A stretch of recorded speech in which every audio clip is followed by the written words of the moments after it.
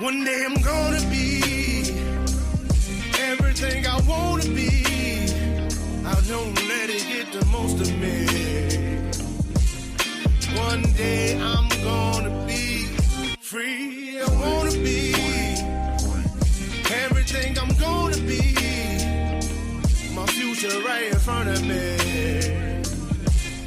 One day I'm gonna be free. I wanna be free.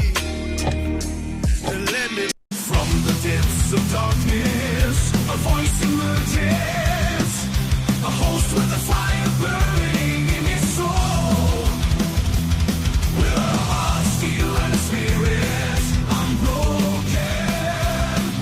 He rides on two wheels, ready to claim his throne. Amidst the chaos and the thunderous roar, insane wheels rise as a force to be reckoned with. Fueled by the power that only metal can bestow. He takes his step, refusing to submit. Insane wheels hear his battle cry. Metal and mayhem will never die.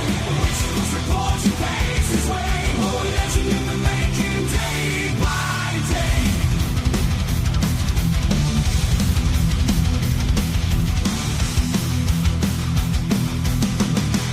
I think you guys all know what today is. Today is a Hump Day Wednesday, man. Good morning to everybody.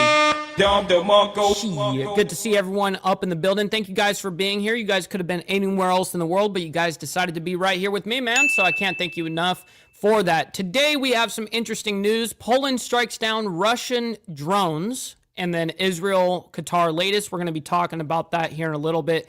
And then Trump, D.C., Chicago crime crackdown. We have some updates on that whole ordeal with, regards to D.C. and Chicago, whether it be ICE or it be the National Guard.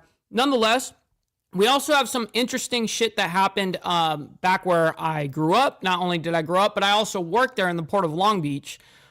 Shipping containers fall off the ship into water at California port. Now, there's actually, I saw this be breaking when this was happening yesterday, and this was always one of my big fears when we were like fueling ships alongside them, whether they were moving cargo or whatever. We always had this like terrible, we were scared that there could be containers that fall down from the ship onto our shit and kill somebody. Now, we have had a single container go down onto one of our barges before, but it didn't kill anybody. It did, rock the whole freaking, it was a big deal, but it didn't kill anybody. This one, I don't know if it killed anybody, but it looked like, it went all across their barge. That I think it was like some eco barge. But nonetheless, we'll get into the story together once we pull that up. Then we have a New York manhunt. Double murder suspect sets house fire with victims inside, New York Police Department says. Then after that, we have U.S. job growth revised down by 900,000 through March, as well as, I guess there's a video. U.S. destroys suspect drug boat carrying cocaine. Now, remember, we were talking about that whole Venezuela thing. Now, I don't know if this is happening like a new drug boat is going on. It says it sank another suspected drug boat down there. It says the U.S. Coast Guard says it caught and sank another suspected drug boat. Wow. So I guess another drug boat goes down. And then, of course, we're going to go into Poland, downs Russian drones aimed at Ukraine.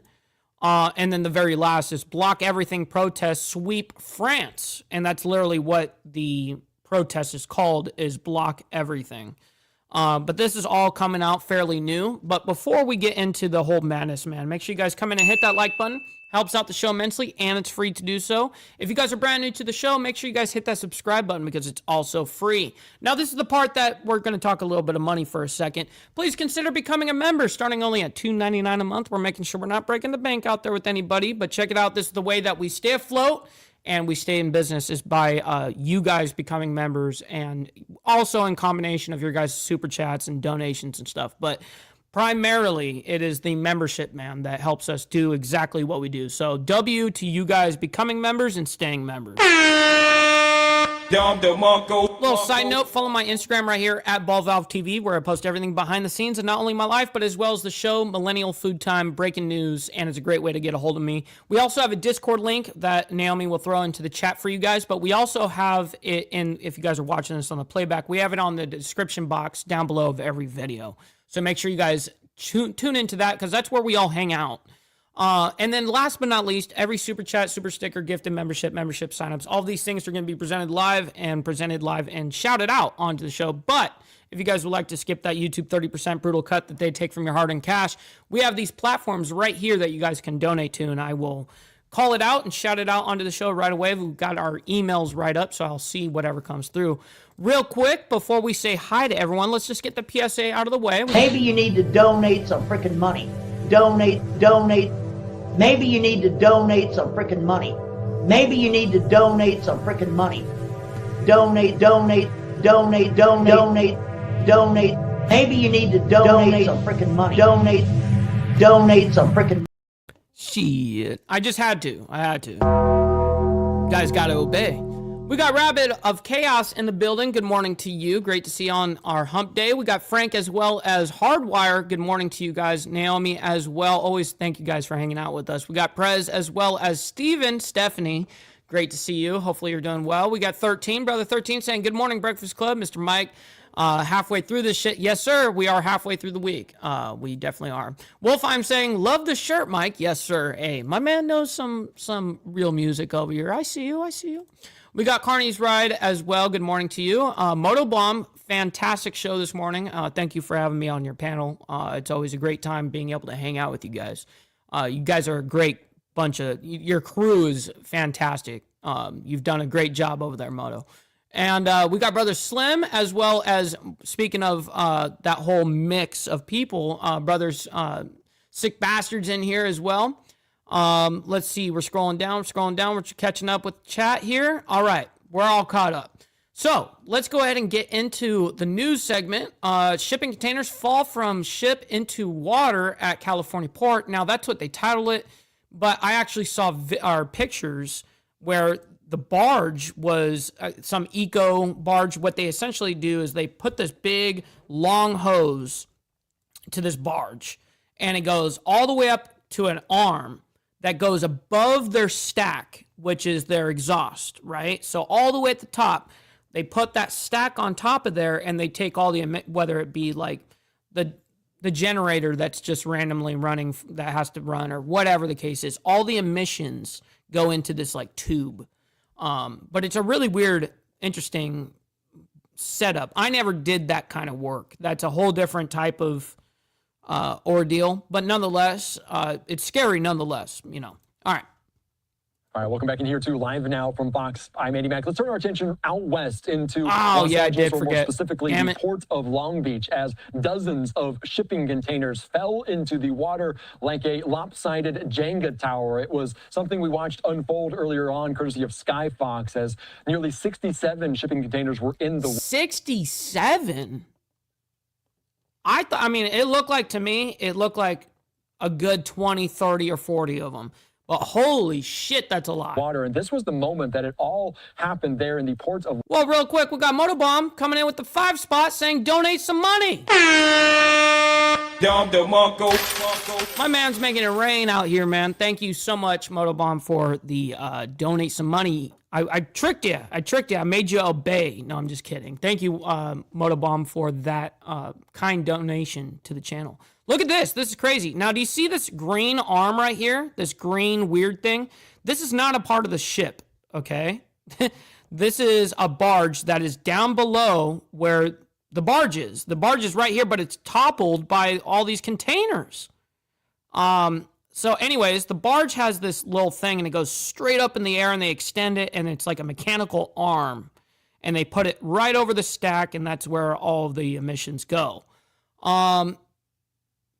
Do ships have to do this in the Port of Long Beach? The answer is no. They do it usually to show, they get like tax credits for doing it. They get a whole bunch of different credits for being eco-friendly. They try to make you, there's some sort of incentivized to go the eco way, right? But anyways, hopefully no one died from this. This is terrible. I can tell that down there, the barge that's down there, it's just toppled. Long Beach, dozens of shipping containers falling off a cargo ship on Tuesday morning. Oh, shit, even more. There's a video of it happening in process, bro. Oh, my God. So this is now dropping onto the bow of the barge. The barge is only, I can see the end of it. It's right here, and the end of the barge on the backside here is probably around here. It's a small little barge. And this stack is about to go straight onto their bow. Of Long Beach, dozens of shipping containers falling off a cargo ship on Tuesday morning.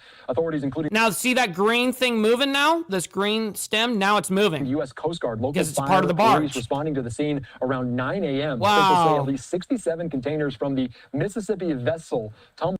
I mean, I know I got personal friends that still do that exact job in the Port of Long Beach. That could have been one of my homies. Like, this is fucking terrible. Overboard into the water. The Long Beach Fire Department used boats to corral the containers that didn't sink.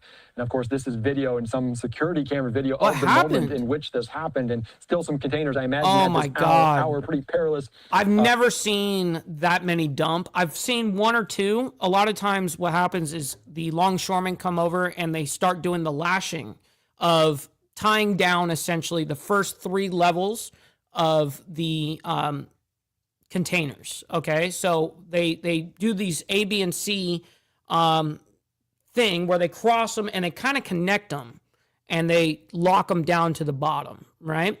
And then once they're on top of each other, they also lock them on the top. You can like hit this lock thing and now they're in a stack straight up. They're supported on the low side, and obviously they're connected on the top. So that's how they usually do it. Now, sometimes when we see big problems like this in the harbor, usually it's a crane operator, ILWU guy, that unfortunately either grabs one or whatever the case, and he doesn't know it's connected. And the longshoremen down below that are supposed to be like either lashing or unlashing, sometimes they don't do it and they don't communicate properly or whatever the case is, and they'll pick up like 2 containers as they're connected and then one will fall. There's shit like that, but having a whole dump that happens like this is fucking crazy, actually. Aboard that vessel. Let's be joined right now by maritime expert, friend of the program, Sal Mercogliano. Sal, thank you so much for joining us. Maritime expert? We don't need no fucking maritime expert. I'm the maritime expert, cocksucker. Shit, just gotta get him. Interesting to see this happen. You usually don't get a glimpse of this. What happened? How did these containers get lopsided? Very true, and fall off Hardwire. this vessel? Thanks for having me, Andy. This is something we don't tend to see, especially in ports. I mean, about annual. Good morning, as well as Tiffany. Listen, have an appointment in 15 minutes. Damn, that sucks. Hopefully you enjoy your hump day as well. Great to see you in the chat, though. Hopefully you're doing well. Anywhere from about 1,300 to 1,500 containers fall off vessels, but usually it's out at sea, usually due to bad weather. Yes, I mean, that is true. Usually when you have some loss of product or containers, whatever the case is, usually that is out at sea. Something rattles loose, the connections loosen up, whatever. Then you have a mixture of terrible weather, whether that be the actual surges or like, let's just say wind. I mean, there's a whole bunch of factors that go when you're going out to sea. Not the conditions we had in the port of Long Beach. This vessel had just come in from Yantian. She was operating under the company Zim. Very small ship, about 5,500 containers on board. And what we do know is it was those back containers, those aft containers are the ones. See, look at that. That's the barge right there. It's just toppled up right on top of this barge. And it's actually a smaller barge than I thought. This one's a little tiny one, but still, this is terrible. Now, the living quarters for this exact thing, I don't remember if it's up here or if it's back here. I can't really remember where the living quarters is on this, but the entire bow of the barge is just taken up by 1, 2, 3, 4, 5, 6, 7 different fucking containers before the rest of the stack falls. Ones that collapse first, and then we had the follow-on collapse. Now, in the video, why did they keep collapsing? Oh, look at the structure down here. These containers like broke in the pressure. Look at that shit. And then I'm sure it just keeps going because you're down below. Shit, man. I mean, not very stable down here. You showed earlier. The ship does have a bit of a list to starboard, but that should not explain why those containers fell like that. Okay, a list to starboard means they're tilted a little bit to the right. Then you have your rake, which is forward and backward. Then you have your listing. Okay, listing to starboard, that means they're just sitting a little bit like this. But you can sail listing. Now, usually what you do at that point is you have I forget the exact name of the process, but you take water and you put water into different compartments, and then you kind of bring back the level of the listing of the ship. I forget it's called ballast water. There we go. I couldn't remember. Anyways. Usually when we have container collapses like this, it's because of poorly loaded cargo. For example, cargo may shift inside the containers during their voyage across the Pacific, or they loaded heavy containers on top of lighter containers. I got you with the chirps. Got you. Yeah, that's so very interesting. We're just looking at some of these, and it looks like they either drifted away or the boat moved or the vessel moved in a certain direction. You mentioned potentially you said you wanted to skip it. I thought you said you wanted it. Oh, my bad. Behind this, they're looking into it. They're investigating exactly why. You mentioned the waves. You mentioned potentially the issue with the stacking. Is it kind of human error potentially? It is a problem because one of the things... We got Warland in the chat as well. Great, good morning to you and happy hump day. That happens is when we load containers on ships, we don't always have accurate weights. And like anything else, you want to make sure you have... Well, that's very true. The bill of lading, which is basically what goes on and off of the ship, can be not necessarily 100% accurate, whether it be weight, whether it be whatever information. It can happen. And actually somebody... right here, Justin Blum, my man. Nobody lives on those barges. They switch out every 12 hours. Exactly. Yes, I know that. But the living quarters, meaning where you stand by, that's what I meant. Not, I know me and you are talking like legit living quarters because me and you have done it. This is actually one of the guys that is like the head motherfucker at a certain company, and me and him used to work together all the time moving oil.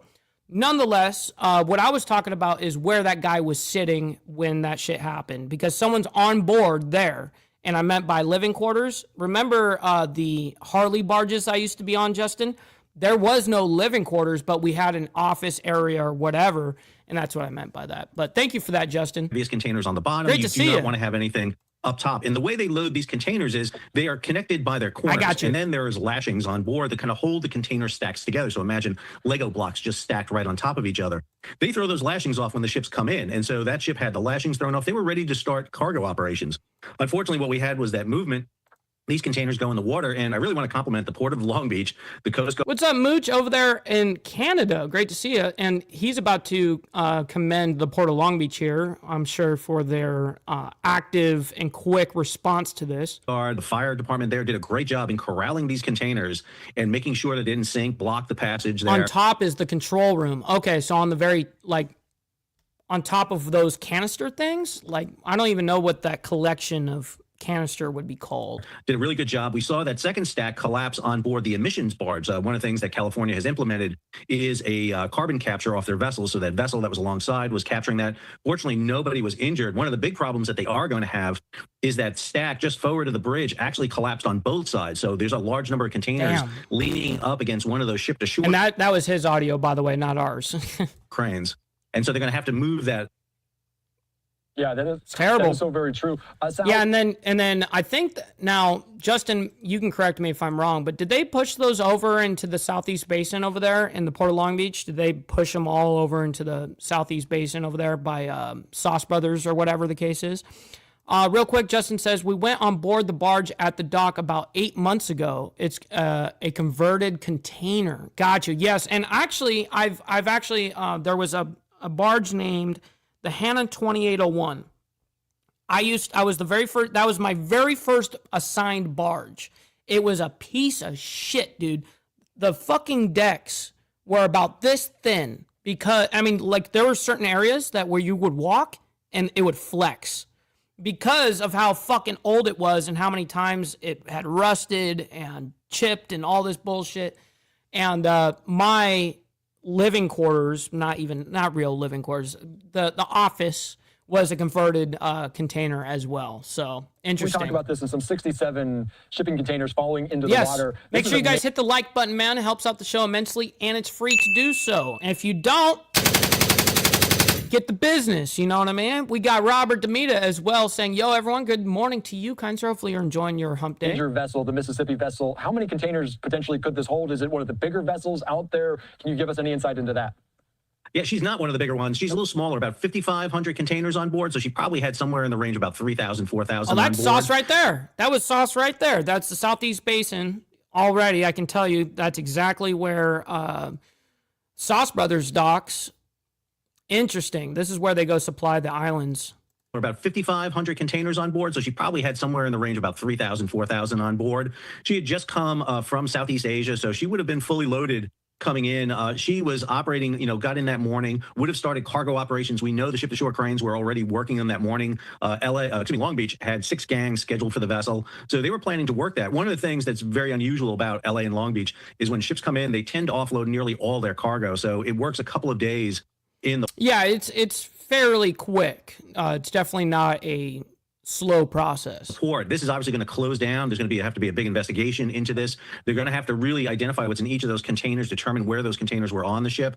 And Yep, insurance is going to be paying out. That's for damn sure, dude. Insurance is definitely paying more than pennies. Importantly, ensure that there's not an issue with further collapse in the off. What's up, Brother Lee? Hopefully you're enjoying the morning as well. Good to see you. Yeah, they got all the way to port, and then this happened, so it's kind of unfortunate to see it happen. Yeah, it gets all the way here, deals with all the fucked up weather to get here, and then as it's docked in harbor, which is we made it, thank God. And then everything fucking collapses? That's crazy. Onto a barge even, dude. About it falls into the water there. Here they are. So looks like Harbor Patrol, whatever, is out pulling, helping whatever they can. I'm sure Ship Services is contracted to this. I'm sure whether it be, it could be them, it could be Curtin Maritime that they hire. They could hire all these companies to come out and deal with this and pull them out. But they may do it themselves. Who knows? It's kind of floating. Are these shipping containers, do they generally float or do they sink to the bottom? Or does it depend on what's inside of them? It depends. No, they usually will be buoyant for a while. They're pretty well sealed. Unless vent holes are open on them to allow atmosphere in, they tend to be sealed. So that you will get buoyancy out of them for quite a while. It's one of the reasons why you see them rushing very quickly to do it. One of the innovative things they use there is the Long Beach fireboat. And you see it using its water jets to actually kind of herd. Okay, so what he's doing there is he's using his prop wash right here to keep all these containers right here locked up and in this particular position, locked into this corner, and if anything, maybe even kind of keep them afloat a little bit. It's like push the containers into this little cove right here so that they can get them out. They're now going to have to... Man, there's a lot of them. Bring in cranes, either shore-based or float, to start picking them up. They're going to eventually start to flood these containers. And that's going to... What's up, Brother So Loud? Let's say hi to everyone in chat. We got Brother So Loud. We got Brother Steve Easy coming in and hanging out with us as well. Man, you missed my analysis of my breakdown of my old schoolness. Got to bring some of the harbor out of me and speak about this. But yeah, this is a wild ordeal so far. And, be a big problem. One of the things you saw floating around in the water was a lot of the products that come into LA and Long Beach. We saw clothing, we saw furniture, housewares. That's very typical of what you see. And remember, you usually see the lighter containers on the outside and upper areas of the ship where this collapse took place. Fortunately, again, none of the crew, none of the longshoremen were in a way hurt in this or down on the emissions. I'm not asking about the fucking longshoremen. Of course the longshoremen weren't fucking hurt. I'm asking, does anyone know who was on that fucking barge, that eco-friendly barge? Like, does anyone know?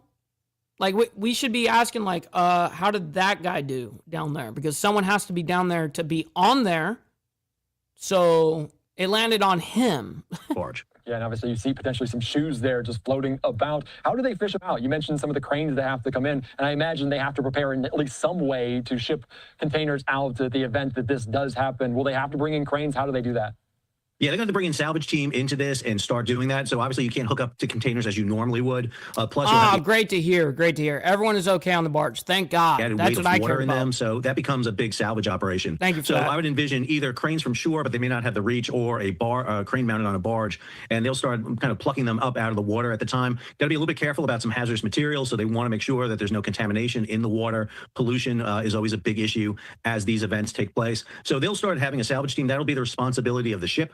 to bring them in. We may have an issue with the ship declared. Well, yeah, I mean, they're going to have to pay for a lot of this. Man, brutal. All right, well, nonetheless, you guys got the crazy image there. That is not something that happens every single day. And usually when something like that does happen, it's usually a container or two. And so it's very interesting to watch that many in the water. All right, so we're going to move on into New York manhunt. Double murder suspect sets house fire with victims inside. Then after that, we're going into U.S. job growth. And then we have a video of U.S. destroys another suspected drug boat carrying cocaine. Then Poland downs Russian drones aimed at Ukraine, and then block everything protests over there sweeping France. So stick around for all of these stories. We're going to be going into now the New York manhunt. Let's check out what's happening here. We are back here for you this evening. I'm live now from Fox. I'm your host, Mike Page. Thanks again for joining us. All right, we want to get now to New York City. Good morning, Path Killer, by the way. Good morning, good morning. Hopefully you're enjoying your hump day so far. For a crime update, real serious story where they are looking for an individual that's accused of killing two elderly people. Take a look at who they are looking for. Police have identified the suspect in connection to a house fire attack in Queens that killed an elderly couple. Authorities say they are searching for 42-year-old Jamel McGriff, who is considered to be an armed and dangerous career criminal with a criminal history spanning over 30 years. The police... Shit. Hey, if you've been at it for 30 years and haven't been caught, I got to give it to you. Commissioner Jessica Tisch today said McGriff went to the Alton home asking for assistance. Surveillance video shows 76-year-old Frank Alton speaking with him outside before allowing him inside. Tisch noted that there was no prior relationship between the suspect and the victims beyond this encounter. According to the FDNY, the fire began on Monday just after 3 p.m. at a home near 200th Street and 87th Drive in Bellerose. Officials say a flame started on the first floor and quickly spread through the house. About 60 firefighters responded and brought the fire under control within an hour. Inside the home, first responders... Wow, and a cop and one other person was shot in Austin this morning over there in Texas. That's terrible to hear, Blair. Found 76-year-old Frank Alton in the basement tied to a pole with multiple stab wounds. His wife, 77-year-old... Yeah, Jeremy, I got you. We need those donations to replace those batteries, my man. We do. Alton was found on the first floor with severe burns. The Altons have lived at that residence for decades and raised their family there. Officials say their son, an FDNY EMT, was alerted to the fire by the home's ADT alarm system and responded to the scene. Motherfucker had ADT. I remember back in the day when we had that shit. We don't have that shit now, but real quick, we got Straight Jacket up in the building saying, "What's up, dogs? What's up, cuh? Hopefully you're enjoying your morning as well. Good to see you." As well. And here's just some more visuals of that suspect who they are again saying is armed and dangerous. Jamel McGriff, this suspect is wanted for a double homicide. What a fucking name, McGriff. At first, I thought they were saying McGrift, like motherfucking grifting. You're a professional McGrifter. In Queens, he is considered armed and dangerous. If you see him, do not approach and call 911 immediately. If you have any info, contact... Well, this is over in New York. Armed and dangerous. I guess they even come out here and they're, you know, of course, going to talk about how dangerous this motherfucker is. They got to get him off the street. If you have any information, give him a call. You know, this is usually what happens here. But the headline says, dangerous suspect at large after New York house fire killed an elderly couple. Wow. So it looks like we have a little bit of an arsonist here. All right, we're going to move on into the next ordeal, though. We keep it short and sweet with the facts. Let's go into U.S. job growth revised down by 900,000 through March. Let's go ahead and bring that up for you guys as well and present it. All right, here we go. And we are back here for you on Live Now from Fox. I'm your host, Mike Page. Thanks again for joining us this evening. Well, we want to talk about the new... Brother TVT up at the building as well. Good to see you up there in Canada. Hopefully you're enjoying your morning. Newly released revisions for these job numbers. You can see here, newly released data from the Labor Department shows that the U.S. economy likely created 911,000 fewer jobs in the 12 months through March than previously estimated. So that is a very, very big revision. Now, I'm going to be honest. Even this coming from Reuters is interesting, but I really don't trust a lot of these numbers that come out from either side.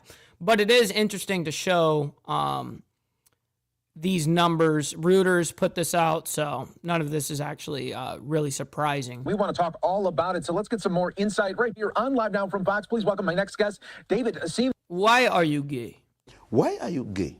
CEO of Wave Digital Assets. Great to have you on, David. And first off, these revisions happen every year, but I mean, this... Well, obviously Reuters put it out, right? Reuters put that information out, so I'd assume them, which they're not fucking biased by any stretch of the word, right? Is a huge one. What happened here?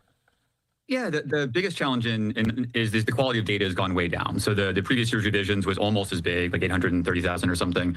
We keep seeing these bigger and bigger revisions because the way they accumulate data during the year, not this set of data, but when they're doing the monthly reporting, they survey employers, they survey humans, households, things like that, and they do it. Yeah, let's survey everyone, not during summer where everyone's got a fucking job and everyone's doing their thing. Let's go ahead and ask people.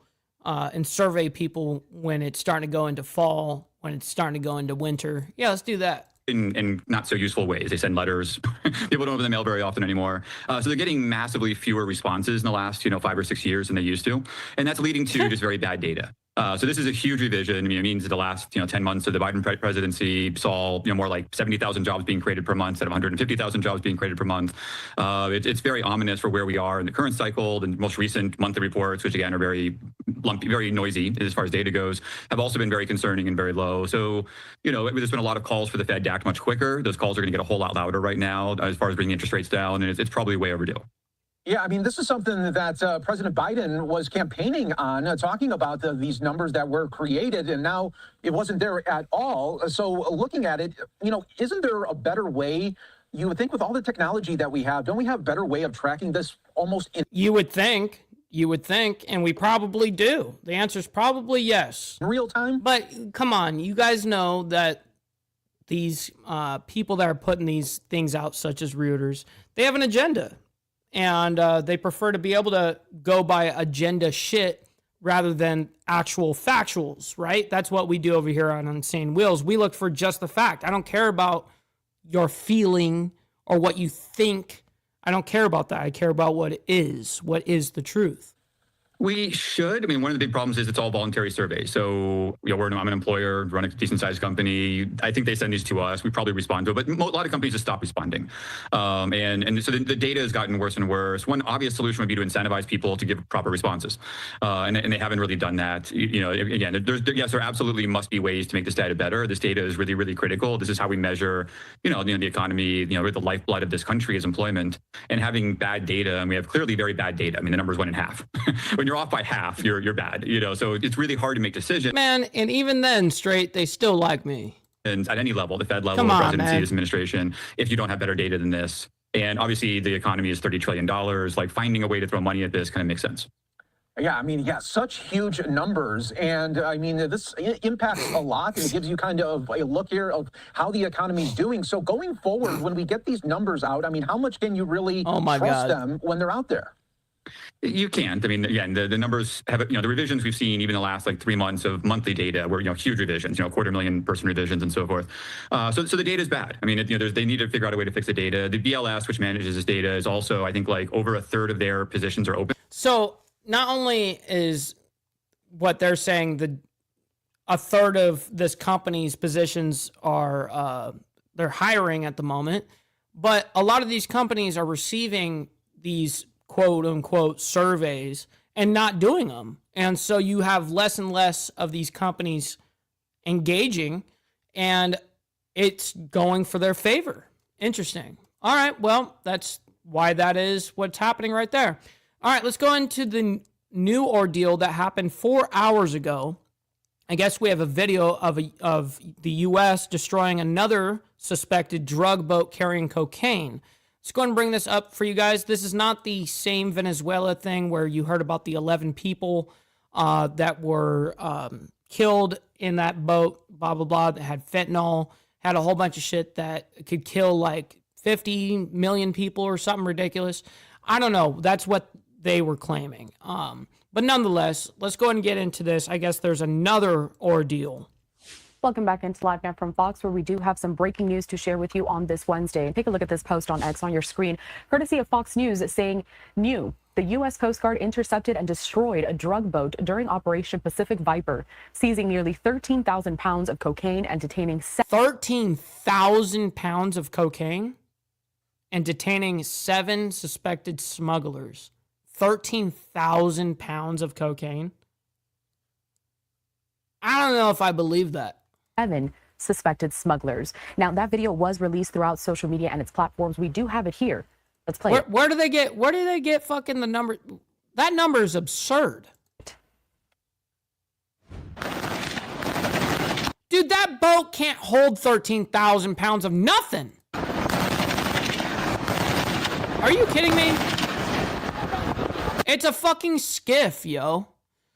Dude, stop the cap, government. Stop the cap. There ain't no 13,000 pounds. Man, these guys are full of cap. This is propaganda. Okay, so let me explain why this would be happening. Right now, Trump and his administration are doing a damn good job of putting out, if you guys do this shit and you come into our, you attempt to exploit our people and kill our people with these drugs, we're going to make an example out of you motherfuckers. And that's what he did with the Venezuela boat the first time. Now this is a propaganda piece. Now, I guarantee you there probably was drugs in this motherfucker. But let's go ahead and mock up. It had 17, or let's just say it had 150 pounds of weed and, I don't know, maybe 50 kilos or 50 fucking bricks of cocaine. I'd believe that. I'd be like, okay, yeah, I could see how that could be in there. But no 13,000 pounds. Come on, man. Oh, my God. So it's a little propaganda piece. Hey, politics is politics.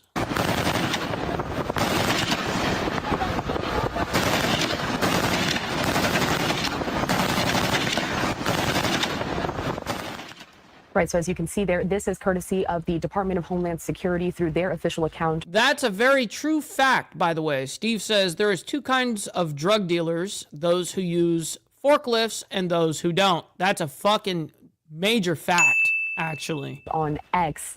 So the U.S. Coast Guard there capturing, burning, and sinking a suspected drug boat over the weekend, with video released on Tuesday by the department. It was part of Operation Pacific Viper, and the U.S. Coast Guard conducted 3 interdictions in one night in which nearly 13,000 pounds of cocaine were seized and 7 suspected drug smugglers were apprehended. I want to go back to another post here, courtesy of Homeland Security and their account on X, in which they say this: ASMR, a colon, U.S. Coast Guard captures burns. ASMR? Shit. Got a little ASMR going on here. That's when I need to start like doing this with the mic.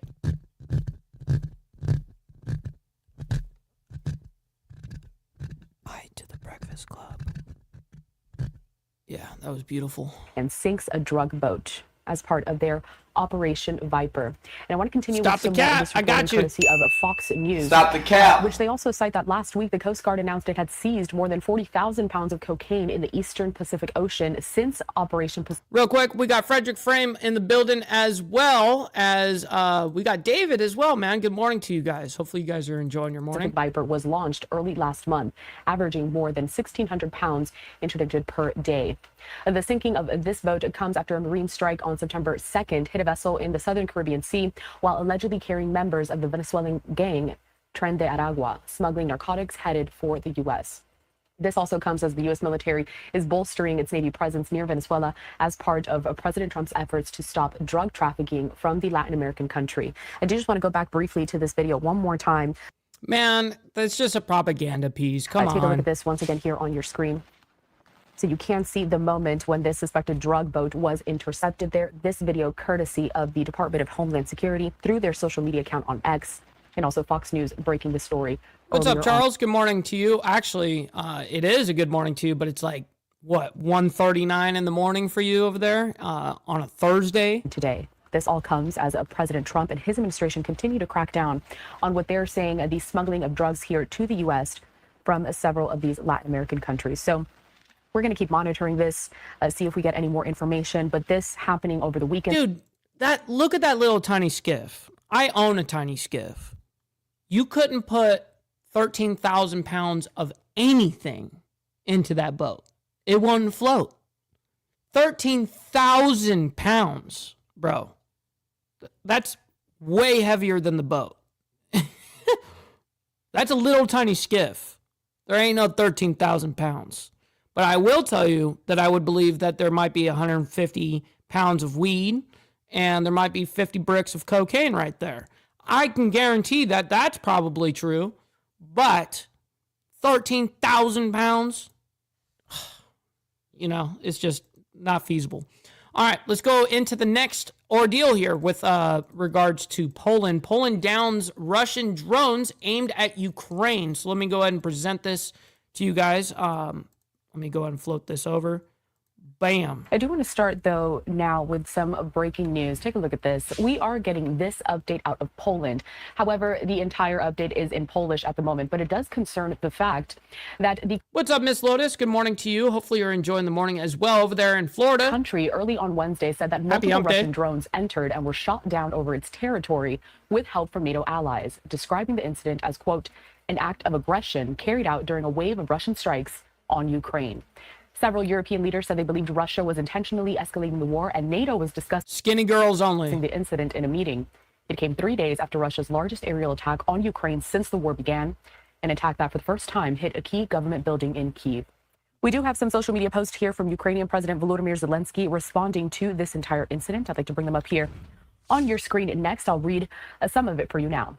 And he says this, quote, another report from the commander of our Air Force. We are clarifying all available data and analyzing the details of this Russian strike. Already during the night, Ukrainian forces were informing the Polish side through the relevant channels about the movement of Russian drones. He then goes on to give the time at which that first crossing of the state border between Ukraine and Poland by a Russian drone was recorded. Well, how many drones were shot down? That's what I want to know. So at around midnight 50, Kyiv time, the first crossing of the state border between Ukraine and Poland by a Russian drone was recorded. At least 2 Russian drones that entered Polish territory during the night used Belarusian airspace. In total, at least several dozen Russian drones were moving along the border of Ukraine and Belarus and across the western regions of Ukraine, approaching targets on Ukrainian territory and apparently on Polish territory. Interesting. Very, very interesting. Let me go ahead and skip past that because I don't want to hear her repeat that. The number of Russian drones that traversed into Poland and penetrated deeply into its territory may be greater than the previously announced figure. According to updated data, around 2 dozen of Russian drones. So around 2 dozen, so 24 of Russian drones may have entered Polish airspace during the night. We are verifying this. Our air defense forces destroyed more than 380 Russian drones of various types. At least 250 of them were Shaheds. Now, Shaheds are specific ones that Iran makes, by the way, just so you guys know. All right. Precise information on the drone types will be determined after analysis of the debris. Ukraine is ready to extend our cooperation with partners for reliable protection of the sky so that we have not only information and intelligence data sharing, but also real joint actions that guarantee security of the neighbors. Russia must feel that Europeans know how to defend themselves. You post here, continuing with, quote, What's up, brother Steve Posey, by the way? Hopefully you're enjoying your morning. Great to see you. Let me go ahead and skip ahead because we don't need to see any more of that. Ministers meeting. It's happening over in London, I do believe, where they're going to be talking about some of the defense that they are going to be providing for Ukraine amid their war with Russia. So you see several heads of state here. Again, this happening earlier today, and I do want to reiterate that this is happening in London, in which British Defense Secretary John Healey hosting his counterparts from the E5 group of nations. That includes France, Germany, Italy, and Poland. And this was recorded ahead of a meeting on the latest developments in providing military support to Ukraine. So you see them there. They are taking a photo with all of the photographers, reporters on the ground. It is not entirely clear if we're going to get any video or maybe the footage from inside of that meeting when it takes place, or if they're going to be giving some remarks afterwards. But of course, if they do, We'll bring it to you here, as always, on Live Now from All right, so and that's what we do as well. All right, before we get into the next ordeal here, we got a PSA. You must obey. Maybe you need to donate some freaking money. Donate. Maybe you need to donate some freaking money. Maybe you need to donate some freaking money. Donate. Maybe you need to donate some freaking money. Donate some freaking. Shit, always got to get them. All right. We're trying to catch up with you guys. Yes, make sure you guys hit that like button. It helps out immensely, by the way. All right, so let's go into the last story here. Let me actually update the news side to see if there is anything new. No, we're completely caught up on this video right here. All right, let me go ahead and present this for you guys, and this will be our closing. Stick around. We're going to be also rating somebody, so make sure you guys stick around for that as well. Whoops, I accidentally shared the wrong screen here. Let me go ahead and bring this back. Bring this up. There we go.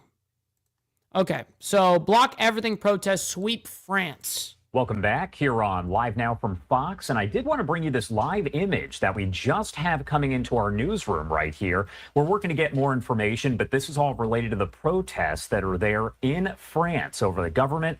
And as you can see, folks are wearing helmets and masks. A lot of those are reporters, but there's also a lot of protesters and demonstrators that are out there right now trying to figure out what this is. It looks like it is a bar there. Can't quite see the name on the screen, but it does say happy hour. And as you can see, a portion of... Oh, shit. We got Brother Motobomb with the raid, man.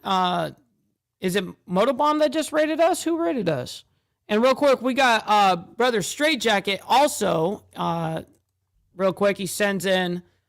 For Steve and glare ain't allowed near schools. Oh, dude, that's crazy. That's crazy talk. We got shots fired.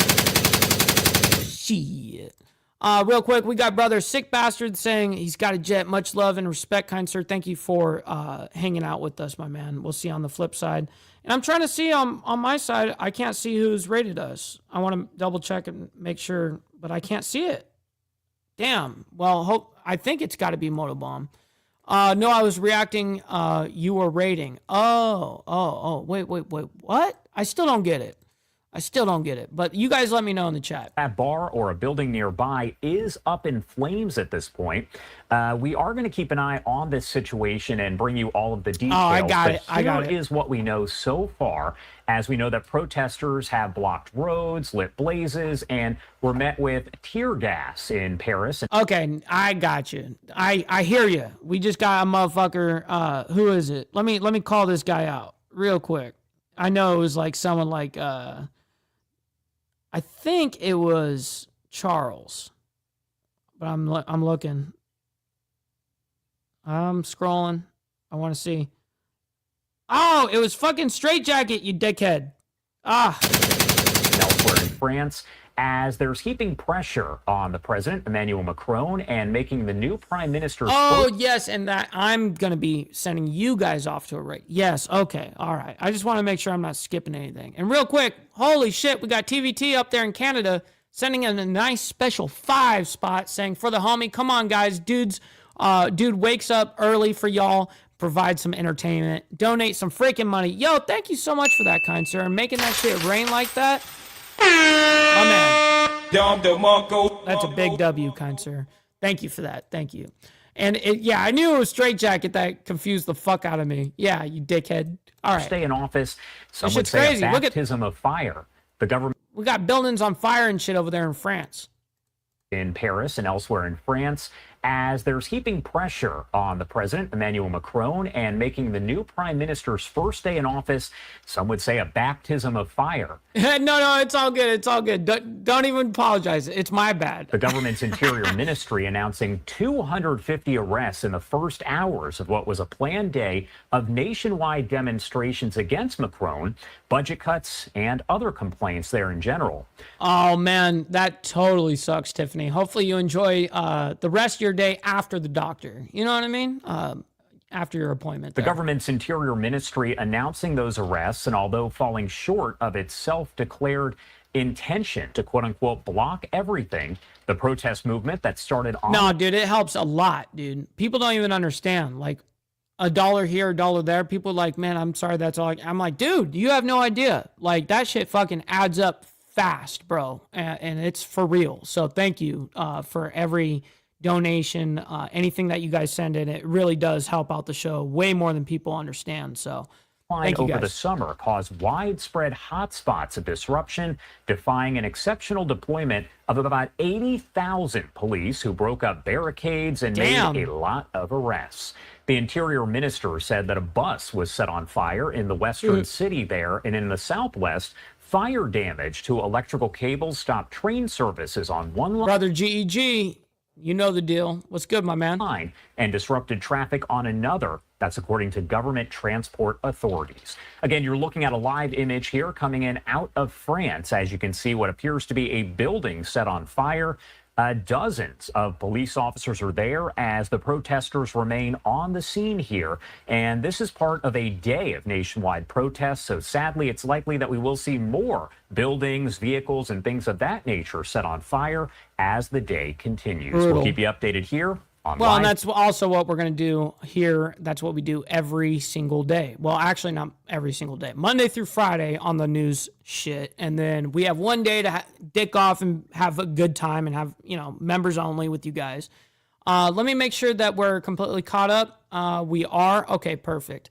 Now what we're going to do is we're going to find someone to raid for you guys, so stick around for that. Also, make sure you guys hit that like button. It really does help out immensely, whether you guys did it at the very beginning, at the end. It doesn't matter, man. It does help out way more than people understand as well, man. And real quick, we got that set up. Make sure you guys stick around. We're going to be raiding our buddy Glenn Lawrence. Stick around for that. And a little side note, if you guys are new here, make sure you guys join the Discord. We have it in the description box of every single video, as well as Naomi will throw that link for you guys in the back, right there in the live chat right now for you guys. All right, with that being said, much love, honor, respect to everybody. Hopefully you all have a amazing rest of your day. We're also going to be live tonight at 7 p.m. Central Standard Time, 8 p.m. Eastern for the Diamond Effect. Stick around for that. It's going to be a great conversation as always. And if we don't see you guys tonight, we'll see you guys tomorrow morning for more of the World's Madness. Until then, God bless everyone. Much love, honor, respect. From the depths of darkness, a voice emerges, a host with a fire burning in his soul. With a heart steel and a spirit unbroken, he rides on two wheels ready to claim his throne. Amidst the chaos and the thunderous roar, insane wheels rise as a force to be reckoned with. Fueled by the power that only metal can bestow, he takes his step, refusing to submit.